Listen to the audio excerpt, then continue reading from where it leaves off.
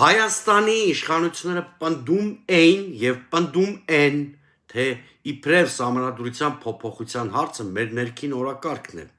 Իբր իրեն 2018 թվականից այդ հարցը հետապնդել են եւ դա որևէ աղերս չունի հայ-ադրբեջանական հարաբերությունների հետ։ Ֆիդանի հարցազրույցից եւս մեկ անգամ լրացուցիչ անգամ միանգամայն այլ ճշմարտություն է Երևան գալիս։ Ասում են փոխեք սահմանադրությունը, ավելի ստույգ դրա նախաբանից անեք հղումը անկախության հռչակագրին։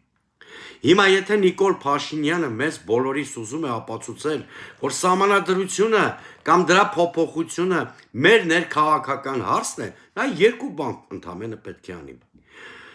Կամ հայտարարի, որ սահմանադրական փոփոխությունների գործընթացը կամ նոր սահմանադրության թունման գործընթացը չի կասեցնում, բայց սահմանադրական փոփոխությունները չեն շոշափելու սահմանադրության նախաբանի հարց, այսինքն դրանից չի հանվելու